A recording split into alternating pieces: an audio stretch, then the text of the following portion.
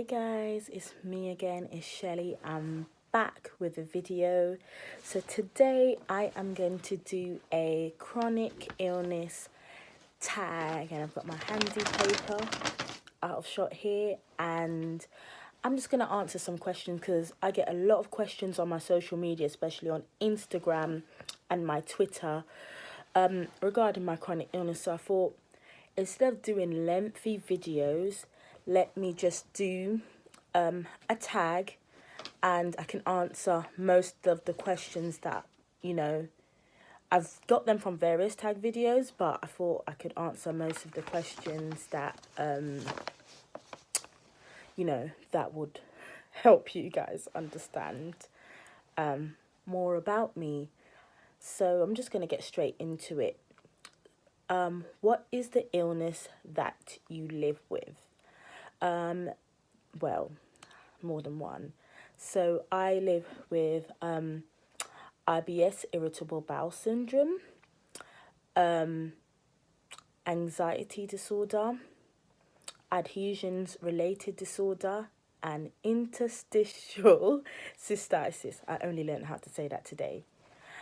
Yeah, so those are my 4 things. Look at my short little fingers. 4 things that I live with.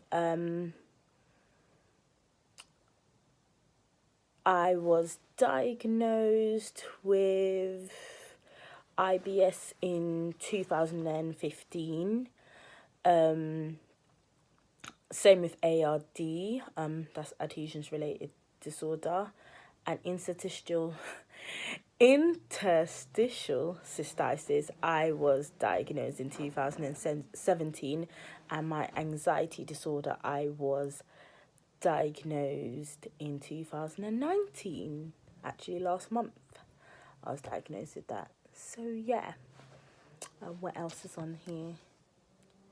Who knows about your illnesses? So I feel like everyone knows about my illnesses because I'm quite open. I talk to my family about it. It's on social media, so like it's there for everyone to see. I don't shy away from it. Like when I start work, I tell my colleagues, I tell my employers about it. I think the only one people don't know much about is my anxiety, because I got recently diagnosed with that, and I have tried to make a video about it, but it's a lot because I'm still kind of dealing with that at the moment. So I don't know if I'm ever going to release that video, but I will try and talk about it sometime.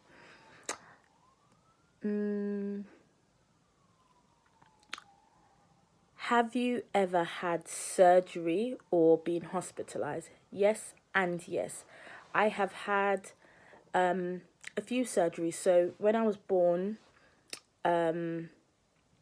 I was born with a bowel condition called Hirschsprung's disease. This only happens in infants, mainly boys, but it's very rare for girls. So I think like it was really rare to get it. So I was born with this thing where my bowels weren't formed properly. So that's probably the reason why I've got all these problems now. So it all stems from that. So I had to have an emergency surgery at 4 days old, and that was to resection my bowel in 3 places.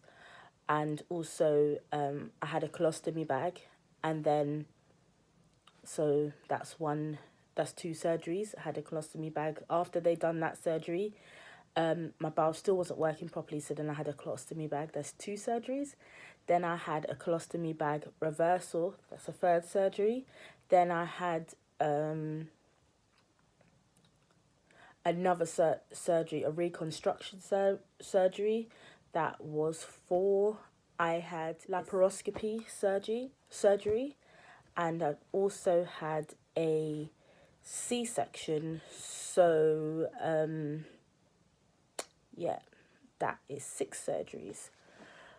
When I had my son, I had a C-section, and hospitalized. I've been hospitalized so many times. I can't even count. I've lost count. The biggest adjustment you've had to make in your life is, the biggest adjustment I've had to make in my life is my work-life balance. I don't work full-time anymore, and I feel like I'm such a workaholic, so that's the biggest. Really can't fathom not working, and it's just a bit like I can't manage it anymore, full-time work. I have to work part-time because I just can't do it anymore. 5, most people assume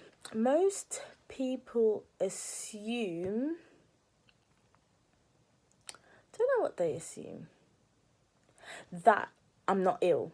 So most people, they don't understand. They think I look healthy, but they don't really get what's going on inside, and that's a bit frustrating. Number 6, the hardest part about mornings. The hardest part about mornings is that everything seizes up and I'm in so much pain, and it's hard to get out of the bed in the morning, especially for my anxiety. That's when I find it the worst. Yeah.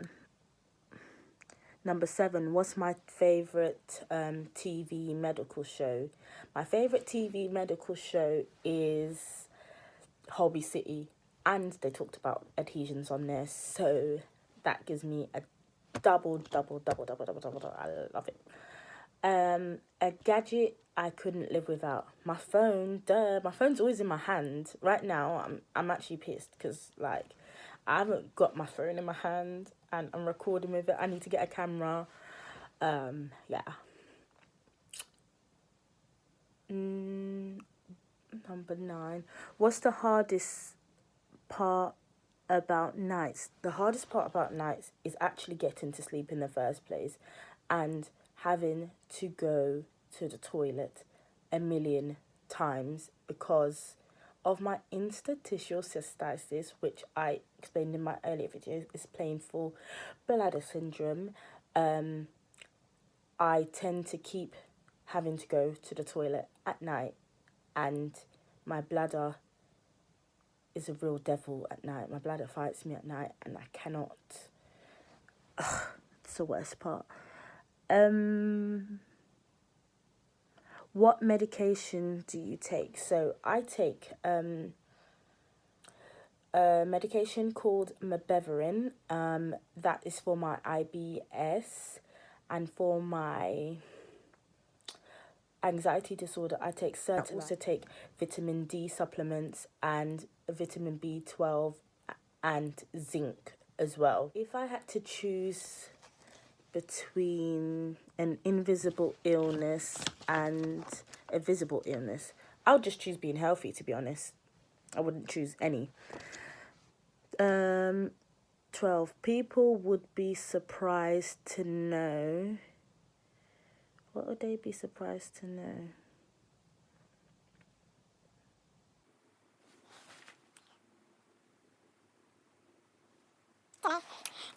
Are there any commercials about your illness? Commercials?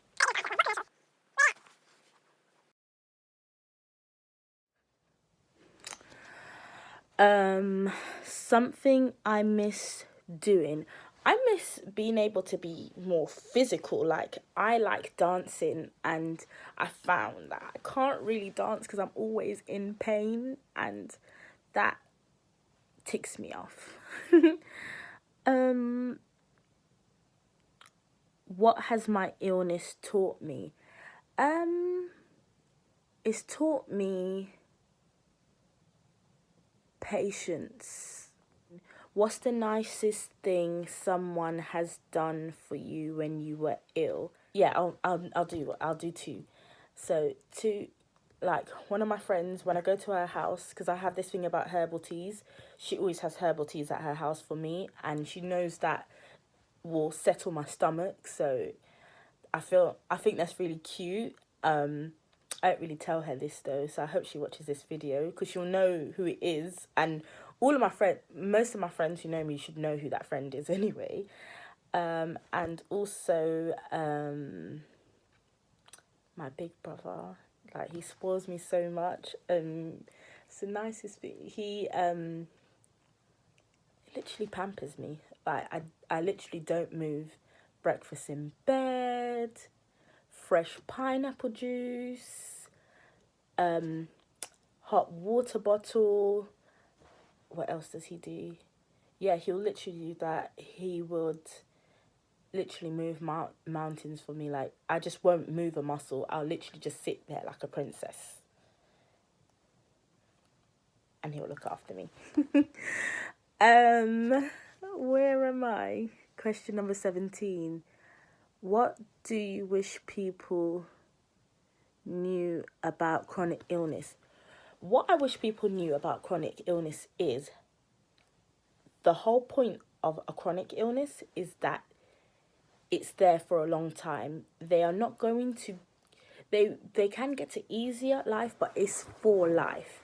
And a lot of people think you're being what's the word, pessimistic. A lot of people think you're being pessimistic by saying that, but it is a lifelong thing, and people have to live with it, and it is their reality. It's their sad reality, but that is their reality. So do not patronize them by, you know, giving these cures, or you googled something and you think that this magical thing's going to cure them. I wish people knew that it is a long-term thing, and for some people it's for life. Some people, there are operations that might help them, but for most people the whole point of a chronic illness is that it's a long-term thing, or it has a long-term effect on their life.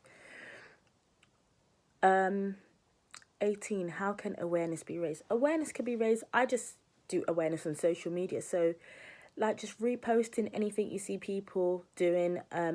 Probably, I think more things need to be done in person, like more charity, like runs and walks. I remember back in the days when there used to be charities, like I know for cancer and stuff, they do like little runs and little bake sales and stuff, but I think that probably awareness could be raised if there were more talks, if things were taught about in schools or workshops. I think that's how you could raise awareness, by just going into the community, sharing posts on social media, and donating to the charities that help fund for researchers about the course. 19. Something that has surprised me about living with chronic illnesses: how many friends I've made off the internet. When I first got diagnosed, well, when I first started getting my symptoms, I felt like I couldn't talk to my friends because they didn't understand what was happening with me, and I started getting chronic illness quite young. So the internet has been a great comfort. I'm in so many support groups. I meet so many friends, and literally, you guys are my, like, social media. That has helped me. If I didn't have social media, I don't know what I would have done. But it surprised me how many people are living with the same things as you. Like, I think in one of my support groups, I got like 1,500 people. For adhesions, my adhesions Facebook group, they are literally my family. And that surprised me because I thought it was so rare. I thought it was just me. That surprised me, I'm not gonna lie. Number 20. So we've reached the end of the video, and it's the last question. The fact that you've watched this video makes me feel happy. If you've got to the end of the video, because I know I can talk a lot, if you've got to the end of the video, I have the utmost respect for you, because that means you're interested in getting to know me. I see that it's taken some effort and some time to kind of get an insight. So I really appreciate any little support that I get from anyone, whether it be a share, comment, a like, whatever it is. So yes, we have reached the end of our video. So if you could like, comment, share or subscribe, I will be so grateful. And thank you for watching so much. I know it's a long video. I'm seeing 17 minutes recording right now, but probably by the time I edit it, it's not going to come off that much. But I am so grateful. Thanks, loves. Bye, my lovelies. I'm the type to play safe. Always hard to make decisions, but you break me out.